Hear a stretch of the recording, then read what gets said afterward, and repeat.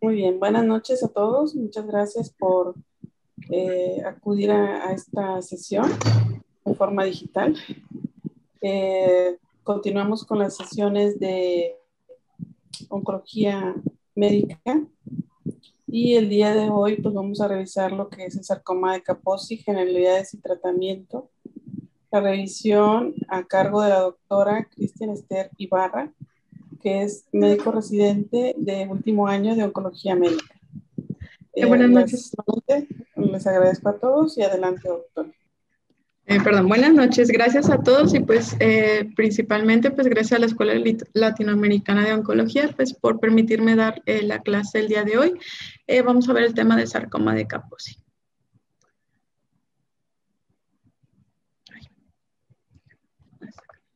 En cuanto a la agenda, primero vamos a ver la introducción, la epidemiología, los factores de riesgo, el diagnóstico, la etapificación, pronóstico, vigilancia y el tratamiento. Bueno, pues como introducción es una neoplasia muy común, sobre todo en los pacientes con VIH-Sida.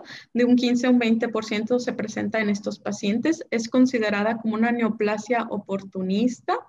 Fue descrita inicialmente en 1872 por el doctor Moritz Kaposi, él describiéndola inicialmente como la variante clásica en hombres ancianos o en edad avanzada del este de Europa y con origen mediterráneo. Él lo comentaba como una malignidad mucocutánea pigmentada, principalmente inicialmente un trastorno angioproliferativo, que requería principalmente también la asociación con la infección del virus del herpes tipo 8. Esto pues hasta 1994 fue cuando se realizó la asociación con el virus del herpes. Es una neoplasia multifocal de células endoteliales que se presenta, como lo vemos en la fotografía, con lesiones pápulas, máculas rojas, marrones, de diferentes morfologías, de diferentes tonos, con un linfedema importante.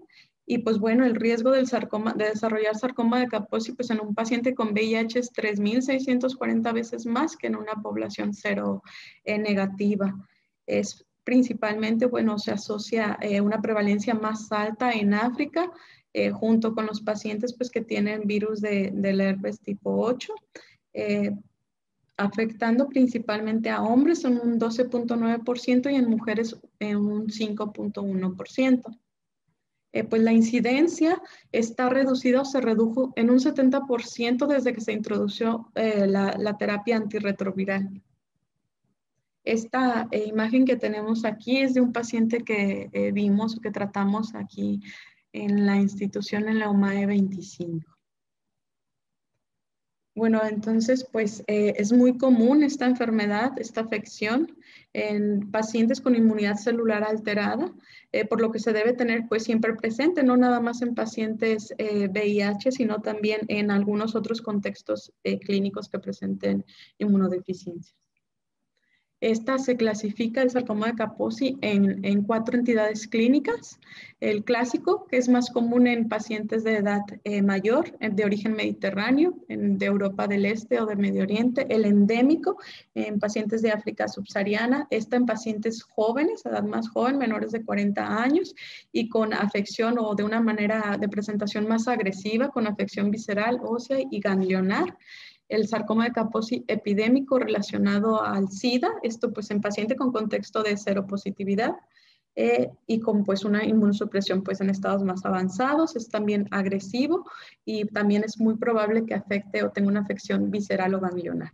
Y el iatrogénico en pacientes inmunosuprimidos que están con medicamentos inmunosupresores, pues un ejemplo de los más comunes son pacientes con receptores de aloinjertos renales. Y también esta pues tiene una presentación agresiva con involucro ganglionar de mucosas y pues afección visceral. En cuanto a la incidencia y la mortalidad, es el 31 lugar en todas las neoplasias, tanto a nivel mundial como en México.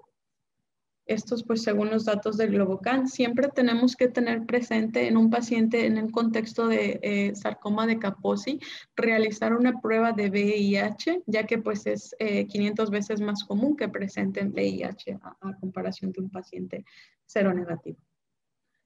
La incidencia en el mundo es de 0.39 por 100.000 habitantes, en México 0.42 por 100.000 habitantes y la mortalidad 0.18 en el mundo versus México 0.09. Es mucho más frecuente en hombres que en mujeres en una proporción de 15:1. Y en el mundo la prevalencia es mucho más frecuente en África, principalmente en Zimbabue, que es el que está marcado con un rojo más intenso, con una prevalencia hasta 22 por 100.000 habitantes. Eso es muy importante tener presente las zonas endémicas. Desde que se describió esta enfermedad por el doctor Kaposi en el 87, pues él ya la describía como una enfermedad incurable y mortal, afirmando pues que esta enfermedad conducía a la muerte en un periodo corto, de 2 a 3 años. Ya actualmente pues conocemos que la mayoría de los casos pues se tratan de un sarcoma clásico, de Kaposi clásico, con un curso crónico, indolente y que solamente en algunas ocasiones influye en la supervivencia. Dado que el grupo de edad más afectado muere por otras causas, sobre todo los pacientes VIH mueren por consecuencia de alguna infección oportunista o alguna complicación secundaria al VIH, no por el propio sarcoma de Kaposi. En cuanto a los factores de riesgo, principalmente pues está el paciente con VIH, el paciente masculino, como les comenté es más frecuente en los hombres, el paciente joven, y la coinfección por el herpes virus tipo 8. También pacientes con recuentos de linfocitos de CD4 y CD8 bajos, con cargas viral altas, y el apego al tratamiento antirretroviral es muy importante tenerlo presente, porque si no presentan un buen apego, pues pueden desarrollar este proceso infeccioso del herpes virus y posteriormente pues de hasta un 98% está presente para que se produzca el desarrollo del sarcoma de Kaposi, del 95 al 98%. En cuanto al diagnóstico, pues la sospecha va a ser principalmente inicialmente sospecha clínica por las características de las lesiones y la localización. Va a tener un predominio en las extremidades, principalmente en extremidades inferiores, en las piernas y en los pies.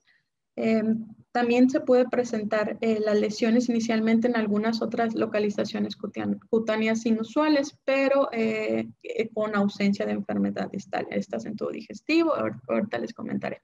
Las lesiones iniciales dermatológicas son muy diversas, tanto que la literatura dermatológica refiere al menos 10 variantes morfológicas diferentes. Se puede presentar como máculas, placas, nódulos de colores muy diversos, desde púrpura, azul, marrón, hasta negro.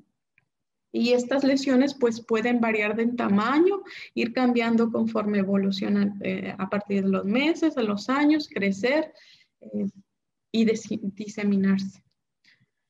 Estas también lesiones nodulares pueden ulcerarse y en ocasiones hasta llegar a sangrar. Bueno, aquí vemos unas lesiones pues muy típicas, marrón rojo brillantes en la pierna y en el pie. Y estas pues ya pápulas y nódulos en fases ya más avanzadas, más nodulares.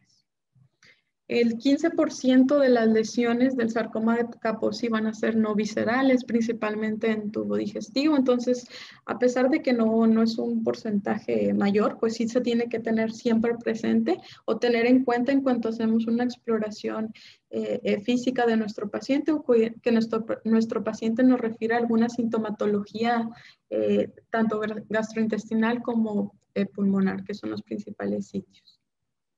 El linfedema, pues es una complicación muy común y también es un factor predisponente para el desarrollo del sarcoma de Kaposi. Este no solo se debe a la afección ganglionar, sino a la afección de los vasos linfáticos. En este paciente, pues vemos el gran linfedema, la gran afección de toda la extremidad inferior, las lesiones que ya hasta confluyen, el edema, el líquido ya estaba infectada, la verdad estaba un paciente avanzada que pues ya en ese momento lo querían hasta desarticular. Ya les comentaré un poquito de cómo evolucionó el caso. Pues siempre debemos de documentar la extensión de la enfermedad. Las guías y algunos artículos también lo comentan así, que se documente ya sea por una foto o que ponga siempre que sea posible el número de lesiones y las características de la misma en tus notas. En cuanto a la afección extracutánea, la mucosa de la cavidad oral, tracto gastrointestinal, menos del 10%, ganglios regionales un 15%. La afección a órganos viscerales distintos del tracto o tubo digestivo es extremadamente raro, pero puede ser a pulmón, hígado, a lesiones óseas o médula ósea. Siempre o que el paciente te refiera o hay que cuestionar intencionadamente si tiene alguna sintomatología de tubo digestivo, hemorragias, diarrea, enteropatía perdedora proteína, bueno, imaginación, datos de imaginación intestinal, perforación, distensión. Y todo esto, bueno, se puede presentar o esta afección extracutánea no siempre está desde el inicio de la enfermedad, sino se puede presentar durante el curso de la enfermedad. En cuanto al diagnóstico definitivo, pues va a ser por una biopsia excisional, va a presentar las características histológicas típicas. Siempre se debe valorar la presencia del virus del herpes tipo 8, ya sea por inmunohistoquímica con el antígeno nuclear asociado, que es el ANA1 o la PCR. Y la evaluación radiográfica, esta pues raramente va a tener afección. Si el paciente te comenta algún síntoma, es válido o inicialmente le puedes tomar una radiografía de tórax, pero no es un cribado realizar algún estudio de imagen. ¿Por qué? Porque la afección a órganos distantes es de muy baja frecuencia en presencia de enfermedad metastásica. Ya si presenta algún síntoma, pues valoraremos o consideraremos solicitar ya sea un guayaco, una endoscopía, la tomografía, resonancia o si es posible un PET. En cuanto a las recomendaciones de la guía NCCN, pues realmente es lo que ya he comentado, solamente pues visualizado en esta diapositiva. Se tiene que hacer una revisión o se tiene que hacer el diagnóstico de sarcoma de Kaposi por un patólogo que sea experimentado, que sepa realizar el diagnóstico. Si no se puede realizar o si es indefinido el diagnóstico y es necesario, pues se debe hacer una nueva biopsia. Se tiene que hacer o de valorar hacer la inmunohistoquímica, sobre todo por la asociación con la infección por el virus del herpes tipo 8. El historial clínico, el examen físico, pues son esenciales. Los exámenes generales de sangre, biometría hemática, el perfil metabólico. Siempre debemos también valorar la posibilidad en pacientes de VIH, pues la posibilidad de una infección oportunista, hemocultivo si es necesario, el diagnóstico para VIH, radiografía de tórax y siempre tomar alguna fotografía de las lesiones que ya muestran inicialmente los pacientes. Y en algunos casos, como les comenté, pues ya consideraremos si es necesario algún otro estudio de extensión más específico como tomografías, resonancias, PET, endoscopías, colonoscopías, broncoscopías, toracoscopías o en caso necesario un ecocardio si vas a utilizar antraciclinas. En cuanto a la estadificación, bueno, pues este sistema está basado en la distribución de la enfermedad y el ritmo clínico de la progresión. Se divide en 4 etapas, 4 estadios. La etapa 1 es la maculonodular, son máculas y nódulos confinados principalmente a las extremidades inferiores. La etapa 2, infiltrativa, placas en extremidades inferiores, también a veces asociada a algunos nódulos. La etapa 3 ya es una etapa florida, donde muestra múltiples placas, nódulos angiomatosos que involucran las extremidades inferiores y a menudo pueden presentar lesiones ulcerativas. El estado 4 ya es una etapa diseminada, con múltiples nódulos angiomatosos. Aparte de esas lesiones pues ya descritas, pues también se extienden más allá de donde se originó, que son las extremidades inferiores. El TNM, pues para los sarcomas de tejidos blandos, de extremidades y de tronco, excluye específicamente el sarcoma de Kaposi, tanto clásico como el relacionado al SIDA. Además de esta estadificación, pues los estadios 1 a 3 se subdivide en A y B. El grupo A es los pacientes que presentan una progresión lenta y el grupo B, los pacientes que presentan una progresión rápida en más de 3 meses. En menos de 3 meses, perdón, una progresión rápida en menos de 3 meses. Se considera pues ya los pacientes con una etapa 4 que tienen una enfermedad por sí ya de progresión rápida. En cuanto a la estadificación del DIS, pues inicialmente este sistema, el T valora el aspecto del tumor, el I el sistema inmunológico, el S la enfermedad sistémica, 0 para un buen riesgo, 1 para un pobre riesgo. Como vemos aquí, vemos la imagen, ese mapa nos podría servir para valorar o marcar cuál es el número de lesiones y el lugar donde presenta las lesiones el paciente. En cuanto a las especificaciones de cada parámetro a evaluar, el T en 0 es unas lesiones confinadas a la piel, unos nódulos o lesiones en cavidad oral, pero mínimas. El pobre riesgo en 1 son tumor asociado a edema, ulceración, una afección ya extensa en cavidad oral o afección gastrointestinal. En cuanto al sistema inmunológico, que es la I, inicialmente, en este estudio, el estudio original, el 0 eran más de 200 células y 1, un pobre riesgo, era menos de 200 células. Ya en las guías de la NCCN cambió y pues el recuento es 150 de los CD4. En cuanto a la enfermedad sistémica, un buen riesgo, un 0, es que no tiene historia de alguna infección oportunista, no presenta síntomas B y el estado funcional es mayor a un Karnofsky mayor de 70. En cuanto a un pobre riesgo 1, sí presenta historial de una infección oportunista, presenta síntomas B, el estado funcional es un Karnofsky menor de 70 y puede presentar alguna otra alteración relacionada al VIH. En cuanto al peor pronóstico de esta clasificación es el T1S1. El pobre riesgo es el T1S1 con una sobrevida global a 3 años de 53%. Un buen riesgo son los pacientes considerados T0S0, T1S0, T0S1, una sobrevida global a los 3 años de 88, 80 y 81%. Bueno, esto solamente es para lo comentado de los CD4. Y el pronóstico. Inicialmente, pues sí tenían estos pacientes un pronóstico muy malo. En los años 80, la sobrevida global a 5 años era 12.1%. Ya cuando se introdujo la terapia antirretroviral para los 90, en 1995, esa sobrevida global mejoró hasta un 88% simplemente con la terapia antirretroviral. Entonces, pues siempre el pronóstico va a depender o siempre debemos de tener presente la terapia antirretroviral en los pacientes con SIDA. El objetivo siempre va a ser lograr y mantener la supresión vírica y la reconstrucción inmunitaria. Y pues bueno, disminución en la carga viral y el aumento de CD4.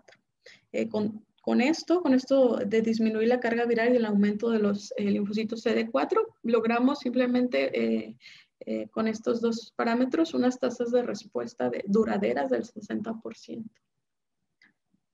En cuanto a la definición de evaluación de la respuesta, esta es diferente a los criterios RECIST 1.1 que los que estamos habituados. Esta tiene ciertas características diferentes. A considerar una respuesta completa es paciente que presenta ausencia de enfermedad residual detectable, incluidas asociadas al tumor, edema. Esto debe persistir por al menos 4 semanas sin las lesiones, y el paciente pues, que presentó enfermedad visceral debe de tener nueva valoración endoscópica o estudios radiográficos del sitio involucrado. En cuanto a una respuesta parcial, pues es ausencia de nuevas lesiones mucocutáneas con involucro visceral o aparición de edema o derrame asociado. Debe haber una reducción del 50% o más en el número de las lesiones. Todo esto por al menos 4 semanas. O una disminución del espesor o del volumen de las lesiones en un 50%.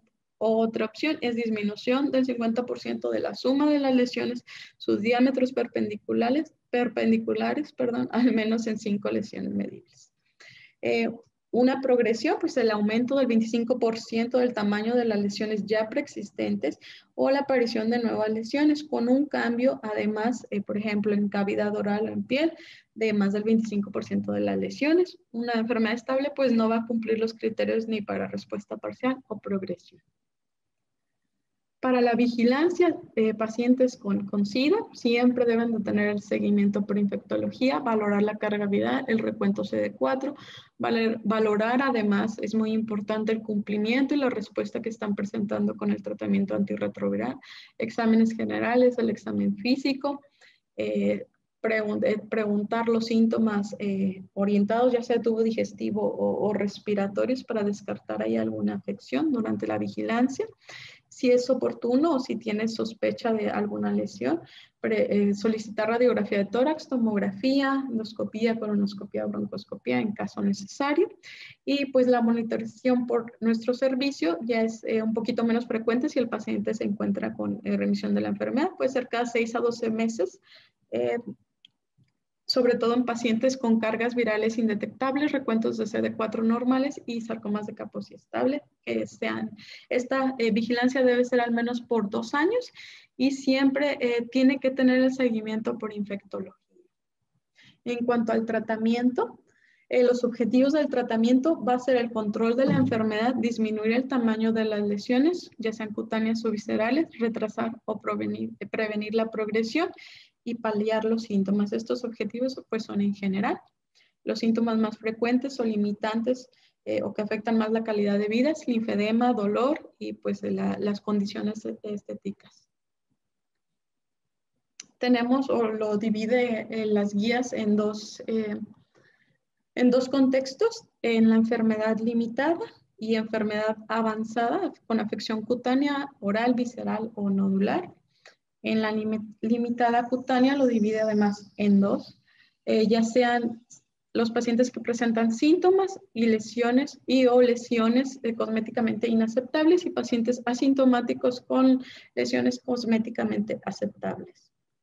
Para los pacientes sintomáticos con lesiones inaceptables, cosméticamente inaceptables, tenemos a los pacientes con SIDA, que es los que están arriba, que la base del tratamiento siempre deben de tener la terapia antirretroviral, y los pacientes que no son VIH, que serían los sarcomas de Kaposi clásicos.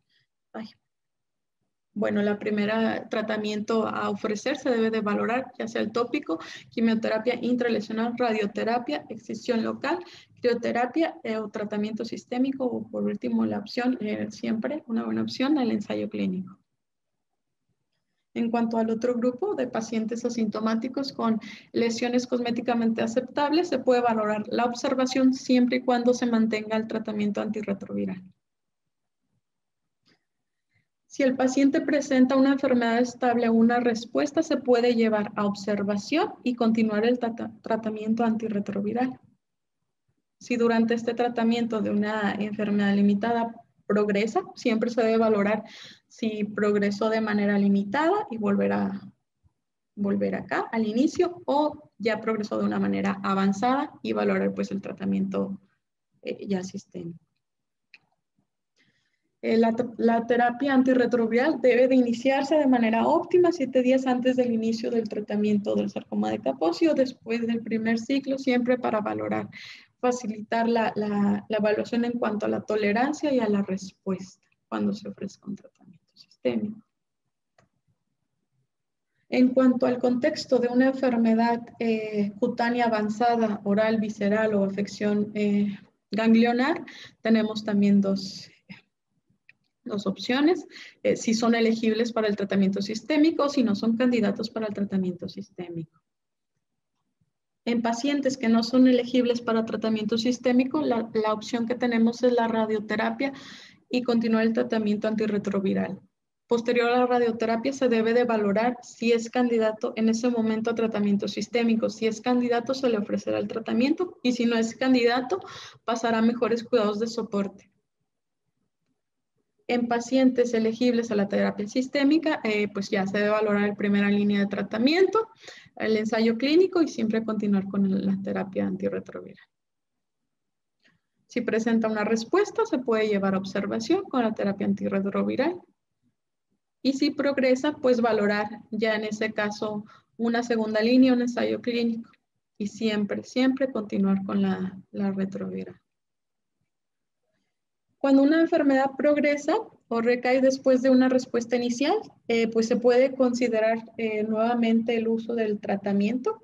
previamente efectivo, el cual tuvo una respuesta menor o se le considera el tratamiento que tuvo una respuesta por lo menos de 3 meses y que toleró adecuadamente el paciente. En cuanto al tratamiento para etapas localizadas, el tratamiento tópico es el gel del alitretinoína al 0 y al 1%, con unas tasas de respuesta de un 35 al 37%, el imiquimod del 5%, con unas tasas, esta es terapia local con actividad antiviral y antitumoral, con unas tasas de respuesta de 47%. Otros agentes locales, timolol, nitrato de plata, esto de manera tópica. Quimioterapia intralesional, que pues también la comenta las guías de la NCCN como recomendación, es la vinblastina intralesional a 0.2 miligramos mililitro. Se hace una solución para un volumen de 0.1 mililitros por 0.5 centímetros cuadrados de la lesión. Unas tasas de respuesta bastante buenas, altas de 74-88%, con unas respuestas parciales del 66%. Estas se deben de considerar, o el paciente óptimo para la terapia intralesional es paciente con un sarcoma Kaposi nodular clásico sin afección visceral y con al menos 10 lesiones en sitios sacrales. Otros agentes a considerar, bleomicina, doxorubicina e interferón como terapia intralesional. En cuanto al tratamiento quirúrgico, idealmente es para lesiones pequeñas, menores de 1 centímetro, que es pues el objetivo principal, primordial, es el control local. Los datos en cuanto a este tratamiento son muy limitados. Pues, si presenta bastantes lesiones es bastante difícil. Y estos datos, esta información, esta literatura parece estar restringida a pacientes VIH negativos.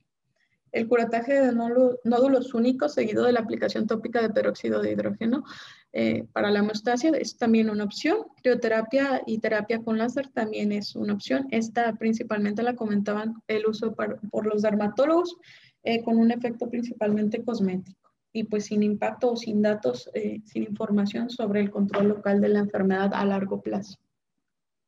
En cuanto a la radioterapia, pacientes con sarcoma de Kaposi y SIDA, las tasas de respuesta van desde un 68 hasta un 91%, con unas respuestas completas muy importantes de un 80%. Este tratamiento pues se reserva circunstancias donde el tratamiento sistémico no es factible, en enfermedad voluminosa, sintomática o cuando se requiere una rápida reducción tumoral. También pues se puede utilizar en contextos paliativos para mitigar el dolor.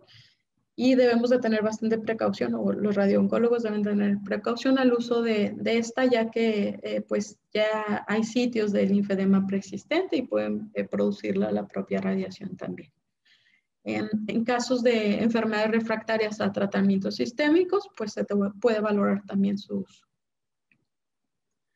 Y pues debido a la naturaleza multifocal y la persistencia de la infección por virus herpes tipo 8, pues incluso cuando se haya logrado un control exitoso de la lesión, pues la tendencia es que se siga desarrollando nuevas lesiones en áreas donde no se llevó a cabo la radiación, por lo que no existe un consenso sobre el lugar de la RT pues dentro de todo este arsenal terapéutico. En enfermedad avanzada, las indicaciones como tal para un tratamiento sistémico debemos de considerar cuando hay una afectación sintomática visceral o mucosas, lesiones sintomáticas difusas en múltiples partes del cuerpo, enfermedad nodular extensa, afección difusa a una gran parte de la extremidad, enfermedad voluminosa en un área localizada o en una extremidad que no se puede llevar a tratamiento de un campo de radioterapia y en pacientes que presentan un linfedema importante, ya sea moderado o grave. La primera línea de tratamiento sistémico, el régimen preferido es doxorubicina liposomal a 20 miligramos metro cuadrado cada 2 o 3 semanas y una opción recomendada es otra opción este es el paclitaxel en 2 modalidades, ya sea 100 miligramos metro cuadrado cada 2 semanas o 135 miligramos metro cuadrado cada 3 semanas. ¿Quién dio paso a estas recomendaciones? Este estudio, tenemos 2 estudios en cuanto a valoración de la doxorubicina liposomal pegilada. En esta, pues Los tratamientos previos que se utilizaban eran con bleomicina, vincristina, doxorubicina, que fue el primero que empezó a valorar la doxorubicina liposomal pegilada, esta porque pues se demostró que al incorporar la lipoproteína, pues esta formulaba una capa lipídica alrededor del liposoma, produciendo un aumento en la vida media plasmática de la doxorubicina hasta 40 horas, lo que pues la hizo muy útil para el sarcoma de Kaposi, que presentaba ya un epitelio tortuoso, fenestrado, y pues que en este se hacía un depósito fácil para los liposomas. Bueno, este es un ensayo, fase 3, aleatorizado. Son 258 pacientes. Y el próximo que les presentaré es los que tienen más reclutamiento de pacientes. La verdad es algo difícil reclutar esta cantidad de pacientes. La mayoría de los ensayos son ensayos fase 2, fase 1. Este fue desde el 93 al 94, en una edad de 24 a 64 años, los pacientes contaban con al menos 25 lesiones mucocutáneas, un ECOG mayor de 3 y características generales adecuadas, hemoglobina más de 8, neutros más de 1200, plaquetas más de 75,000. El objetivo primario de las tasas de respuesta y los objetivos secundarios era evaluar los efectos adversos. En cuanto a qué pacientes o el porcentaje de pacientes completaron el tratamiento, pues los pacientes con doxorubicina liposomal pegilada lo completaron en un 68% versus el brazo estándar hasta el momento, el triplete un 34%. El número de ciclos de tratamientos, en promedio con la doxorubicina liposomal 5.2 más menos 1.4 y con el triplete 3.8 más menos 1.9. Las características generales de los pacientes, como les comenté desde un inicio, es más frecuente en los hombres, pues la media de edad de 24 a 61 años, bastante amplia, 27 a 64, y las lesiones mucocutáneas pues eran bastantes, de 25 a 50. Y los resultados, se hizo la valoración cada 2 semanas y 4 semanas durante el tratamiento y 4 semanas posteriores a interrumpir el tratamiento, con tasas de respuesta de 45.9% con la doxorubicina liposomal, una respuesta completa y 60 pacientes con respuesta parcial, las tasas versus las tasas de respuesta del triplete, que son 24.8%, solo 31 pacientes. Además de esto, pues tuvo beneficio en cuanto a la media de tiempo hacia la respuesta en la doxorubicina liposomal 39 días versus el triplete 50 días. La duración también de la respuesta, aparentemente la duración era mayor en el triplete, 92 días versus 90, pero estadísticamente no significativo. Una media de tiempo hacia el fallo con la doxoliposomal 24 y 28 versus el triplete 28 días. En cuanto a los efectos adversos, al menos un efecto adverso, ya sea grado 3 o 4, en el grupo de la monodroga, 92% versus el triplete, 94%. Entonces, de 37% de los pacientes del triplete interrumpieron el tratamiento versus 11% de los pacientes, y esto debido a los efectos secundarios. Los efectos secundarios más comunes fue la leucopenia, son efectos hematológicos, leucopenia. Además presentaba náusea, vómito, alopecia, mucositis, anemia. En cuanto a lo relacionado a lo hematológico, además se complicaban con sepsis, 8 en el grupo de la doxopegilada y 3 en el triplete, infecciones oportunistas, 37% en la doxopegilada y 30% en el triplete. Y muerte, estas muertes, bueno, fue el 16% en la doxopegilada y 13% en el triplete, las comentaban en el estudio como asociadas o atribuibles a complicaciones, enfermedades propias del VIH, no a efectos adversos o al sarcoma de Kaposi como tal.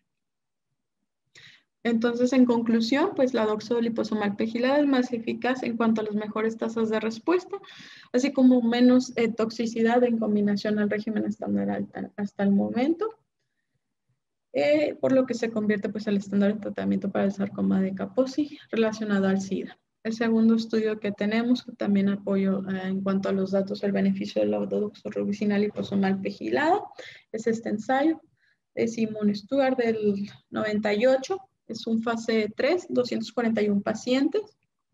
También pacientes con sarcoma de Kaposi y SIDA avanzado. Este fue multicéntrico, 22 centros. desde el 93 al 95, al menos 15 lesiones mucocutáneas y características generales en buenas condiciones, un ECOG más de 3. El objetivo primario eran las tasas de respuesta y el objetivo secundario efectos adversos. Como vemos en este segundo estudio, nuestros objetivos principales son tasas de respuesta más que nada, más que sobrevida global. ¿Por qué? Porque pues no se enfocan estos estudios o estos pacientes ya llevan una enfermedad crónica, le hacemos una enfermedad crónica, por lo que las causas de muerte no son tanto el sarcoma de Kaposi ni complicaciones del tratamiento sistémico, sino más bien el VIH. Bueno, aclarando ya o recordando más bien puntualizando eso, pasamos a los resultados. Se realizó una valoración 48 horas antes de cada ciclo y 4 semanas posterior a los 6 ciclos del tratamiento que eran los planificados. Las tasas de respuesta con doxopegiladas fueron superiores. Aquí se comparó, con bleomicina y vincristina, que eran los estándares hasta el momento. Fue superior, 58.7% en cuanto a la tasa de respuesta versus 23.3%, estadísticamente significativo. El brazo de vincristina y bleomicina tenían más probabilidades de terminar el tratamiento antes de tiempo debido a los efectos secundarios, un 26.7% frente a 10.7%.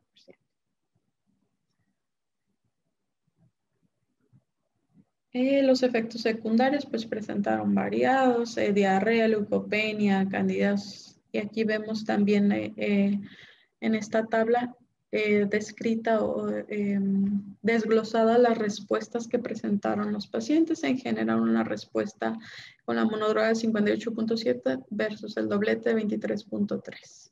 Respuestas parciales también bastante diferentes, 52.9 versus 22.5. Tiempo a la respuesta, 44 versus 64 días. Entonces, mucho más rápido la respuesta con doxopegilada, y la duración de la respuesta también, esta no es estadísticamente significativa, pero también mayor, 142 días. Entonces, se concluye que es un tratamiento eficaz para pacientes con sarcoma de Kaposi relacionados con el VIH, con tasas de respuesta más altas que la combinación de bleomicina y vincristina, y es adecuadamente tolerado, pero pues sí los efectos adversos sí son más tóxicos en cuanto a mielosupresión. Ya que tenemos el estándar de tratamiento, el que más nos da mayor tasas de respuesta, pues hay que definir cuánto tiempo debe durar el tratamiento, por lo que se realizó este estudio retrospectivo multicéntrico. Por lo general, pues se trata 1 o 2 ciclos de quimioterapia más allá de una respuesta máxima estable.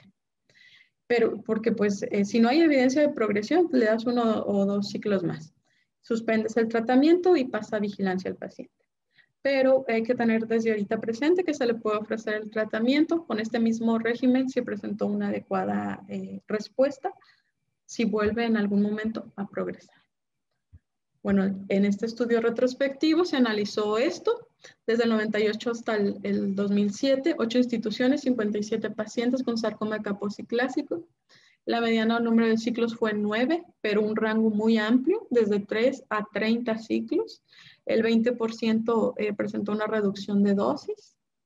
A pesar de que algunos pacientes pues, se llevaron a bastantes ciclos, en este estudio se demostró que la doxoliposomal pegilada pues, puede controlar la enfermedad durante más de 2 años sin efectos secundarios cardíacos importantes, con unas tasas de respuesta ya comentadas de un 70% anteriormente, pues aquí igual 71%, una mediana de tiempo a la respuesta de 4 meses, una media de duración de la respuesta de 25 semanas, una sobrevida libre de progresión de 30 semanas y pues con toxicidades principalmente hematológicas, una neutropenia hasta el 16%, otras como náuseas, vómito, síndrome de mano-pie.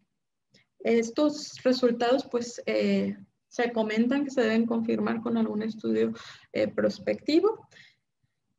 Pues a pesar de que la terapia sistémica tiene un potencial de causar regresión pues, en todos los sitios de la enfermedad, no se ha estudiado pues, sistemáticamente cuánto es la duración óptima de la quimioterapia, por lo que se considera óptimo pues, valorar 1 o 2 ciclos ya que obtuviste o más allá de una respuesta máxima estable. En cuanto a la primera línea, alternativa a esta, como les comenté desde ya unas diapositivas anteriores, la alternativa es el paclitaxel. En este ensayo, un fase 2, con 20 pacientes, también con sarcoma caposicida, desde el 93 al 95, en una media de 38 años, se comparó el paclitaxel a 135 miligramos metro cuadrado cada 3 semanas, en un ciclo promedio en promedio 6 ciclos, de 2 a 19.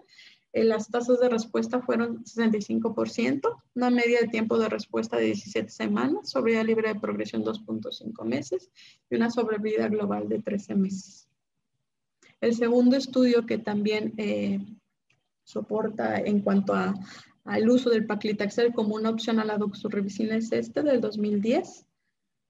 Es un ensayo aleatorizado, 73 pacientes, sarcoma caposicida, 16 centros del 98 al 2000, características generales en buen estado, un ECOG mayor a 2, hemoglobina de 8, neutros más de 100,000, plaquetas más de 50, bilirrubinas, función renal hepática adecuada, una media de edad de 37 años. El objetivo primario en este fue la sobrevida libre de progresión, los objetivos secundarios, las tasas de respuesta y la calidad de vida. Se compararon dos brazos, la doxorubicina liposomal pegida a 20 miligramos metro cuadrado cada 3 semanas, un promedio de 8 ciclos versus paclitaxel 100 miligramos metro cuadrado, que era la segunda opción, cada 2 semanas. Promedio se otorgaron 7 ciclos. Este ensayo pues terminó prematuramente debido al mal reclutamiento. Pues, como les comenté, sí es algo difícil reclutar a todos estos pacientes, pero a pesar de eso pues reportan los resultados. Como tal, una respuesta parcial, 17 pacientes en paclitaxel, en el brazo de paclitaxel, versus 15 en el brazo de la doxorubicina liposomal pegilada, con mejora significativa también en cuanto a los objetivos secundarios en la calidad de vida, pues mejoró significativamente el dolor y el edema. Pues hay que tenerlo siempre presente o siempre tenemos que tener presente el mitigar, el paliar el dolor, ya que pues puede interferir en el trabajo, en las actividades diarias de los pacientes.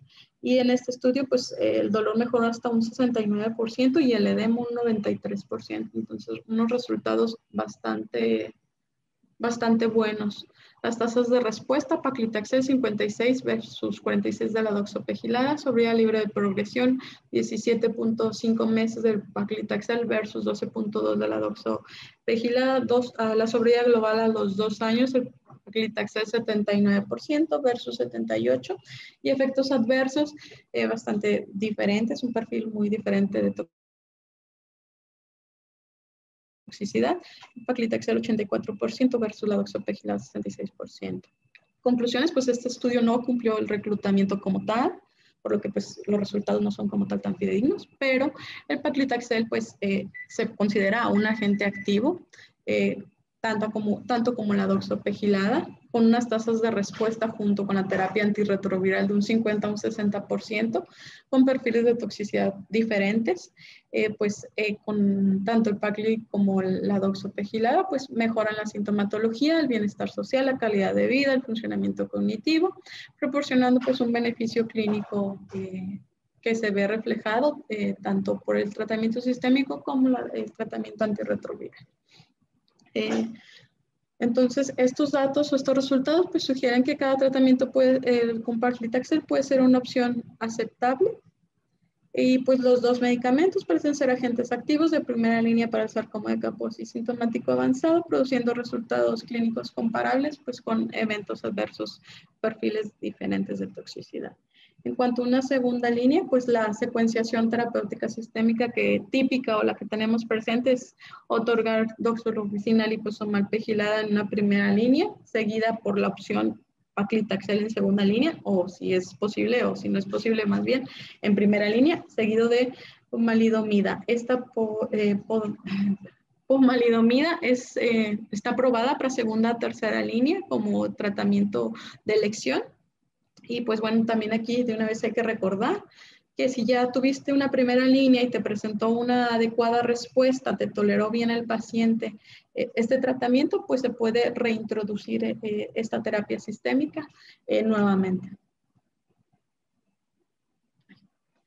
En cuanto a pacientes refractarios al tratamiento o recidivantes, pues tenemos dos grupos. Los pacientes que toleraron el tratamiento y tuvieron la respuesta duradera por más de 3 meses. a los que se les puede reintroducir o valorar una reintroducción del tratamiento previamente utilizado o valorar la alternativa del tratamiento, en este caso a lo mejor el paclitaxel, o los otros pacientes que no presentaron ninguna respuesta al tratamiento sistémico y pues que tienes que valorar una línea alternativa o una segunda línea. Esta pues en cuanto al tratamiento sistémico subsecuente, el régimen preferido es la pomalidomida. Otro régimen recomendados, perdón, es la gemcitabina, la paclitaxel, vinorelbina, bortezomib y en algunas circunstancias especiales etoposide, imatinib, sirolimus. Okay.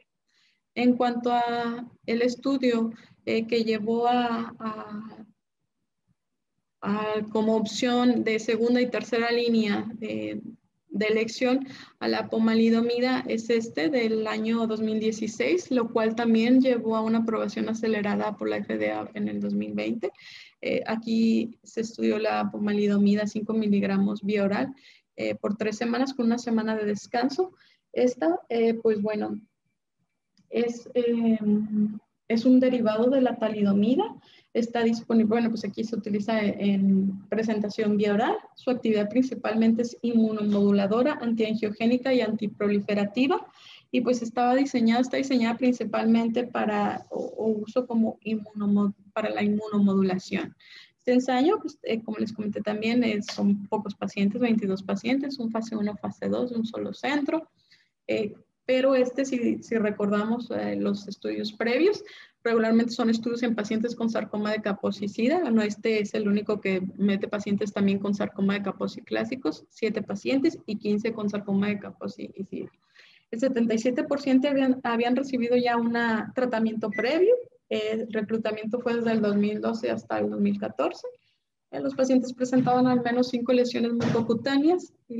Deberían de tener una esperanza de vida mayor a 6 meses, la hemoglobina mayor de 10, un ECOG mayor de 2, los neutros más de 1000, plaquetas más de 75,000. El objetivo primario también eran las tasas de respuesta, objetivos secundarios, calidad de vida y efectos adversos. En cuanto a las características de los pacientes, pues metieron varias razas, americanos, afroamericanos, hispanos, raza blanca, principalmente raza blanca. Las lesiones, la mayoría tenían más de 50 lesiones y habían presentado una gama bastante diferente en cuanto al tratamiento previo, desde quimio, radio, interferón, talidomida o algún tratamiento local. Esta imagen pues la comenta o la ponen también en el estudio, la importancia de cómo fue cambiando la lesión desde la base hasta la semana 4 y a la semana 24. Y aquí en cuanto a los resultados, pues ya con números, vemos las tasas de respuesta generales de un 73%. Para una segunda o tercera línea, pues estamos hablando de un 73% de unas tasas de respuesta con respuestas completas de hasta el 18% y respuestas parciales del 55%. Entonces, pues una enfermedad muy quimiosensible, pues eso hay que tenerlo presente siempre. Los efectos adversos, neutropenia, constipación, anemia, fatiga, grado 4 y grado 3, principalmente hematológicos, neutropenia. En conclusiones, pues tasas de respuesta con pomalidomida de 73%, 60% en pacientes con sarcoma de Kaposi y SIDA, 100% en pacientes con sarcoma de Kaposi clásicos. Hay que tenerlo presente porque vas a tener una tasa de respuesta magnífica en los sarcomas de Kaposi clásicos. La media de tiempo a la respuesta es 4 semanas. La calidad de vida mejoró durante el tratamiento. Como en los otros estudios, pues las principales afecciones, el edema, el dolor, en cuanto a las lesiones del aspecto físico, de estas, el aspecto estético. Entonces, pues bueno, la pomalidomida se tolera bien, es activa. El sarcoma de Kaposi, independientemente del estado serológico del VIH, ya que también en el clásico se demostró beneficio, y las tasas de respuesta pues fueron rápidas con mejores resultados autoinformados en enfermedad avanzadas pues ya tratadas previamente. En cuanto a segundas líneas, alternativas y terceras líneas, puse solamente 2 estudios en cuanto a la gemcitabina y la vinorelbine, que son los que tenemos como opción en nuestra unidad. Este estudio del 2010 es una revisión retrospectiva en pacientes en África, en Sudáfrica, en Kenia, 23 pacientes con sarcoma Kaposi y SIDA, del 2006 al 2007 en el oeste de Kenia, edad de 20 a 57 años, un eco mayor de 3 y un seguimiento de 5.1 meses. En este estudio pues se quiso valorar qué otro tratamiento podían utilizar en estos pacientes, ya que pues el esquema del triplete A-B o B tiene unas tasas de respuesta de un 25% y un costo factible para esta población. A lo mejor pues algún otro tratamiento no es tan accesible en África, por lo que la gemcitabina es una buena opción para esta población. Se valoraron tasas de respuestas, beneficio clínico y efectos adversos. Se hizo la valoración cada 4 semanas. Presentaron enfermedad estable en el 48% de los pacientes. Solo un paciente progresó. En cuanto a los beneficios clínicos, todos mostraron beneficio. En cuanto al dolor, el dolor que se redujo en más del 50% de la intensidad fue en un 52% de los pacientes. El uso de analgésicos, un 40%. El estado funcional mejoró en el 35% de los pacientes. La ganancia de peso, que también era un parámetro que evaluaron como beneficio clínico, en un 9%. Y el beneficio clínico en general, un 65%. Diferentes efectos o diferentes toxicidades, fatiga, leucopenia, dolor. Por lo que pues con esto pues se documenta la evidencia con un análisis, ciertamente pues justificaría un estudio prospectivo para examinar bien los resultados o el beneficio como tal de la gemcitabina en terapia de primera línea o pues una terapia subsecuente, una segunda línea. En cuanto a la vinorelbina, pues en este estudio se valoró la dosis de 30 miligramos metro cuadrado IV cada 2 semanas. Se utilizó FEC. Era para pacientes que han progresado después de una o más esquemas de tratamiento, según primeras o segundas líneas. Un ensayo fase 3 del grupo cooperativo italiano, 36 pacientes, 18 tenían enfermedad visceral, era desde el 94 al 97. El objetivo primario, las tasas de respuesta, objetivo secundario, sobriedad libre de progresión, sobriedad global, duración de respuesta y efectos adversos. Había principalmente hombres, solo una mujer, 35 hombres y una mujer. Las lesiones cutáneas mayormente eran de 10 a 50. En cuanto a los resultados, sobrevida libre de progresión 4.8 meses, sobrevida global 6.9 meses, la duración media de la respuesta 176 días, efectos secundarios, neutropenia, anemia, trombocitopenia, constipación, náusea, vómito, alopecia. Y las tasas de respuesta globales del 43%, enfermedad estable 31%, respuesta completa 9%, progresaron el 34%. Entonces, pues se concluye que la vinorelbina es segura y eficaz como una alternativa para pacientes con sarcoma de Kaposi avanzado, con SIDA, que han sido tratados previamente con uno o más regímenes de quimioterapia. En cuanto a las terapias de investigación o nuevos enfoques, sobre todo tratamientos que se dirigen a la angiogénesis, pues tenemos el everolimus, el pembrolizumab o bortezomib. Son protocolos en estudio, fase 2.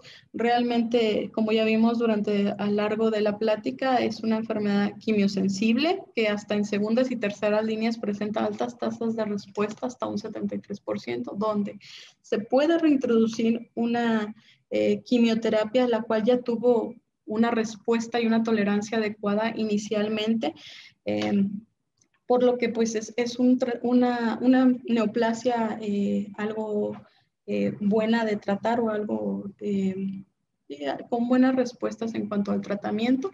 Y pues recordando la imagen del paciente, bueno, ya estoy concluyendo, recordando la imagen del paciente inicial que les comenté que era del instituto, La última consulta que tuvo con nosotros con el servicio fue hace un mes. Intenté buscar una nueva fotografía de las lesiones, pero no la pude conseguir, ahí se las debo. Pero ya comentaban que las lesiones, que ya no tenía lesiones, que ya era funcional, tenía un ECOG de cero, así lo comentan, un ECOG de cero. Llevaba 12 ciclos de doxo liposomal pegilada con una adecuada tolerancia y pues realmente el paciente, esa foto fue de enero del 2020, entonces pues va bien el paciente. Y pues no sé si tengan algún comentario o alguna duda. Gracias, doctora Cristian. Está conectado pues el doctor Salvador Macías, oncólogo médico, que según tengo entendido ha tenido mucha experiencia de casos de sarcoma de Kaposi. Y no sé si quisiera comentar. Igualmente está la infectóloga, la doctora Parra, que también tiene mucha experiencia en estos casos. Hola, buenas noches a todos. Hola, buenas noches. Buenas noches, Doc. Muchas felicidades. Muchas felicidades, Cristian, por tu exposición. ¿Sí me escuchó? Sí. Sí. Ok. Sí, muchas felicidades por tu exposición, Cristian. Y la verdad es que, bueno, para comentar un poco o agregar a lo que ya expusiste y que como comentario personal muchas veces no lo tomamos en cuenta a lo mejor mientras estamos como formándonos en la residencia. Actualmente ahorita en la unidad donde yo me encuentro hemos trabajado mucho con la infectóloga, que es la doctora Alicia Parra, y que tengo el gusto de que nos haya acompañado a la plática. Y la verdad es que hemos tenido pues varios pacientes con sarcoma de Kaposi y que vienen en una situación muy, muy compleja, y creo que hay varios puntos que, bueno, te pudiera agregar y que pueden ser de utilidad para los demás. Y una es el uso de esteroide. La verdad es que uno muchas veces cuando se está formando, pues le pone la misma premedicación a muchos medicamentos y no toma en cuenta a lo mejor en estas situaciones sarcoma de Kaposi. Y profundizando un poco más en ese sentido, pues prácticamente el esteroide en un sarcoma de Kaposi no se debería de utilizar, ni siquiera en la premedicación, ¿no? Entonces, pues cuando se da, por ejemplo, la doxoliposomal pegilada, pues lo indicado sería no agregarle la premedicación con esteroide. Y en un momento dado de que se vaya a utilizar algún taxano, como paclitaxel, de hecho la dosis de esteroide que se recomendaría en esa situación no es darlo al 100%. De hecho, la dosis de esteroide recomendada si le vas a dar esteroide es de 10 miligramos de dexametasona y, y nada más, ¿no? Entonces, creo que es algo que muchas veces, a lo mejor cuando no tenemos el contacto constante con el infectólogo, pues se nos puede pasar desapercibido esa situación a considerar.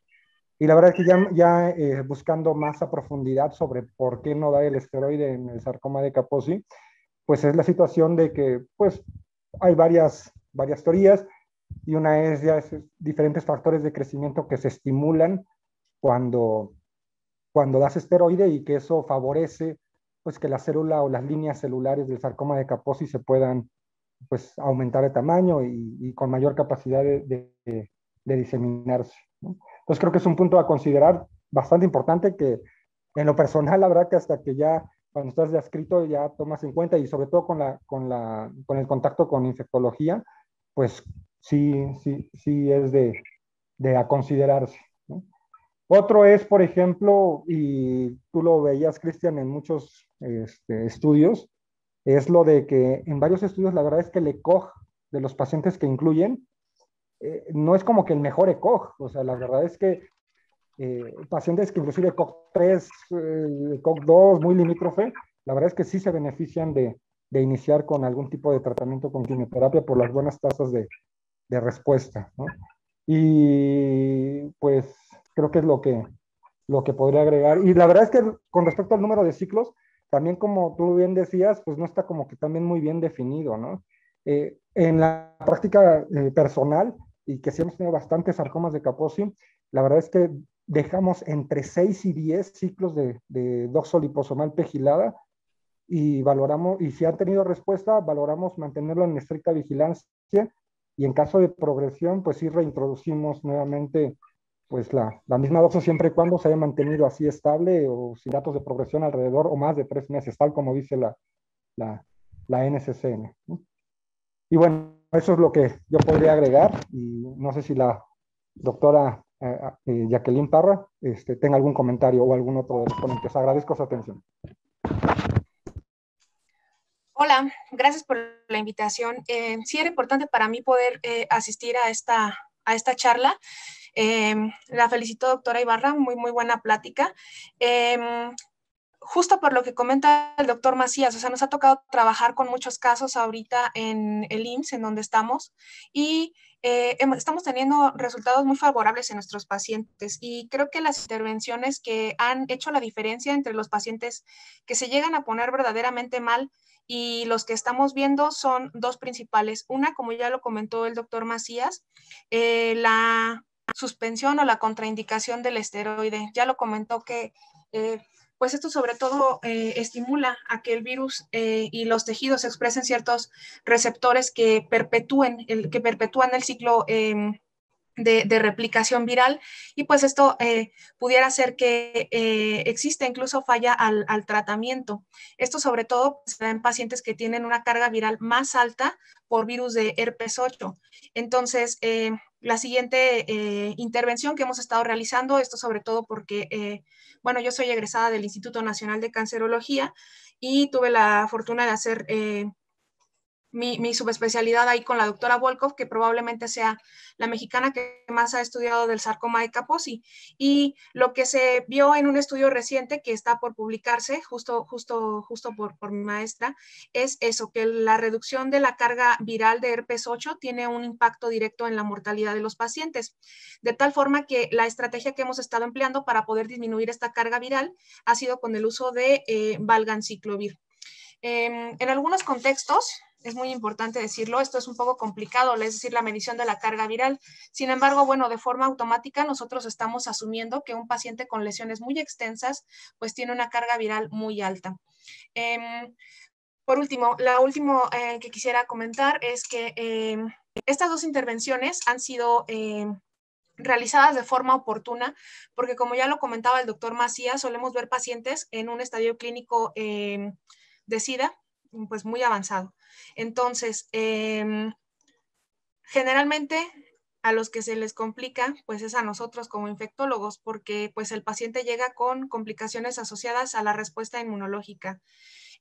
Como comentaba la doctora Ibarra, es muy importante el inicio de la terapia antirretroviral. Ahora, aquí hay algo que es muy importante. Anteriormente las terapias, bueno, pues se tomaban su tiempo para empezar a hacer efecto. En la actualidad, los regímenes que preferimos, pues tienen una potencia muy alta para la disminución de la carga viral de VIH, y eso hace que se estimule la respuesta inmunológica pues muy rápido. ¿A qué quiero llegar con esto?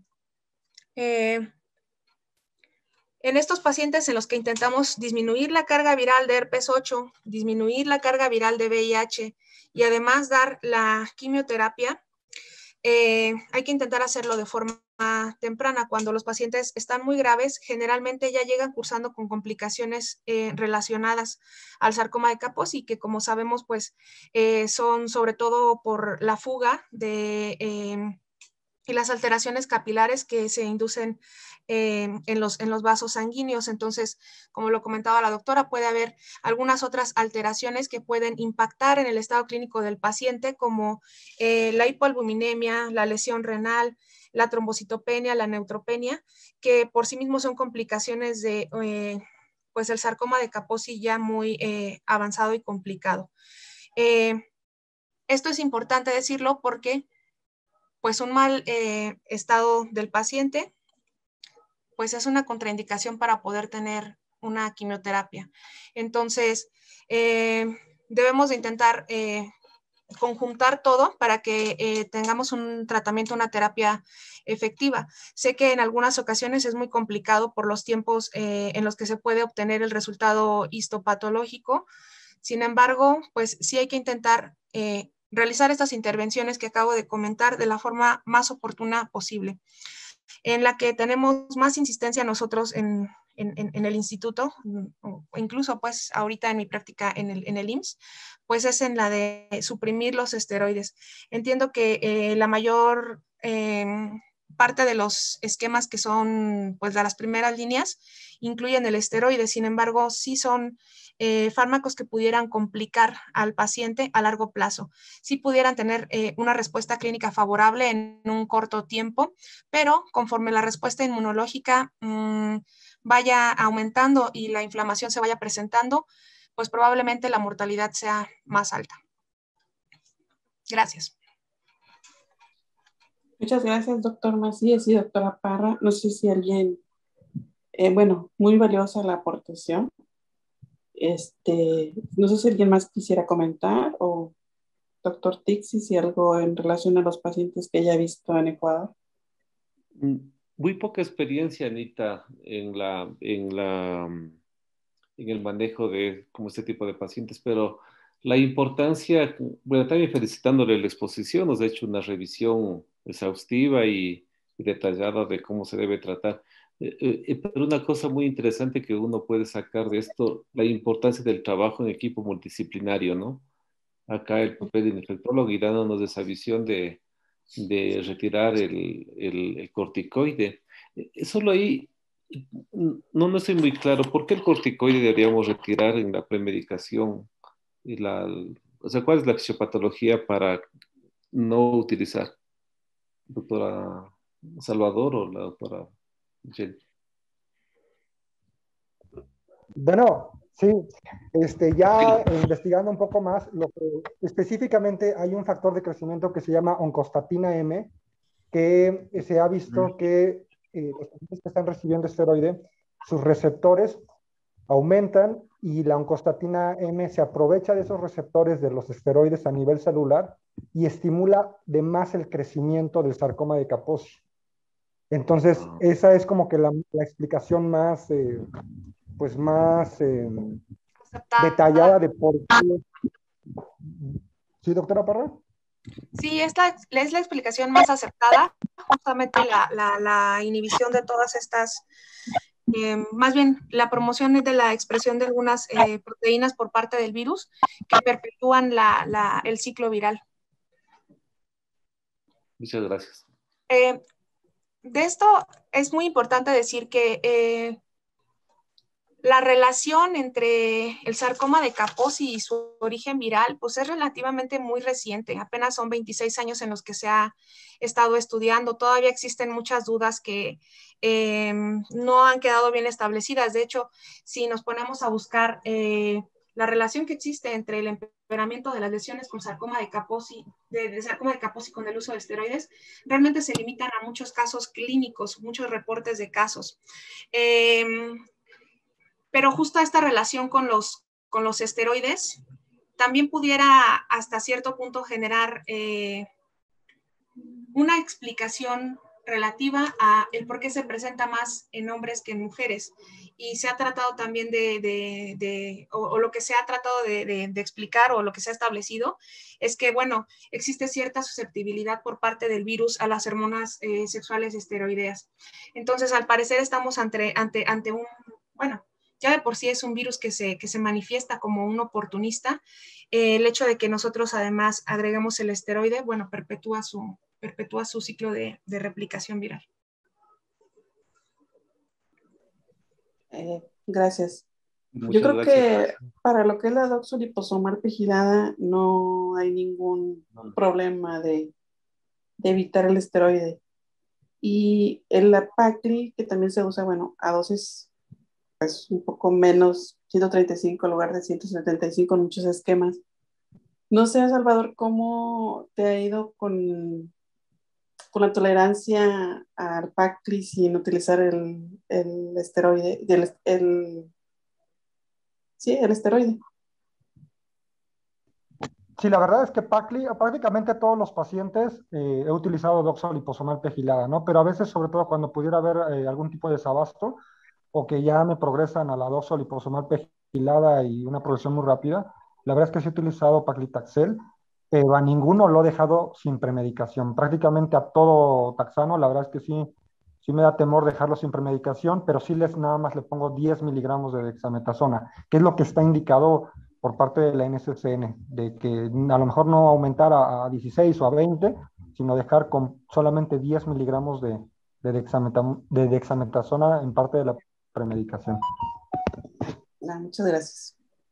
Sí, pero quizás ahí no sé cómo es un aporte, Salvador. Debería probar bajando el corticoide ya después del primer ciclo, porque sí se ha logrado. eh, yo sí, como se ha manejado en unos pacientes o sea, no en sarcoma de Kaposi, ¿no? Pero sí nos hemos Mama, bajado de 6 a 8 mama, por ejemplo. sí, sí. Eh, Los, cuando, cuando hacemos los esquemas semanales, nosotros bajamos claro. inclusive 4 miligramos. Sí, sí, Entonces, los esquemas semanales, si en el primer ciclo no presentó reacciones, ah, se pueden dejar los subsecuentes sin esteroide. Claro, ujú. se Sí, usan 80 miligramos por metro cuadrado, ¿eh? claro, porque hemos empezado con 16, con 8, con 4 y a veces hasta no le hemos puesto en lo posterior. Entonces, sí se puede desescalar también la dosis del corticoide en algún momento. Habría que probar.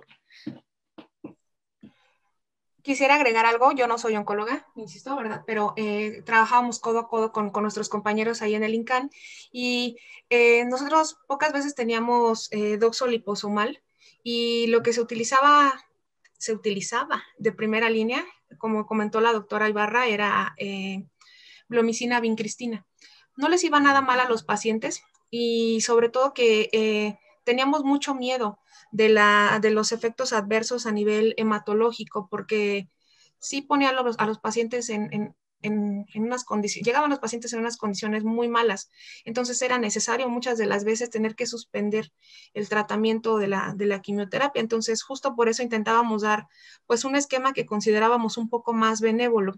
Pero llegó un paciente súper complicado como el que presentó ahorita la doctora, en donde pues prácticamente por sus condiciones no era candidato a nada y si no le dejábamos tratamiento pues iba a morir. Entonces lo que se sometió a una sesión conjunta con los servicios y se determinó que el paciente se iba a ver beneficiado con el manejo de paclitaxel. Y de hecho de forma reciente es lo que se ha estado dando con muy buenos resultados. El paciente lo tolera bastante bien y ellos nos decían, pero siempre debe de ir el paclitaxel con esteroide.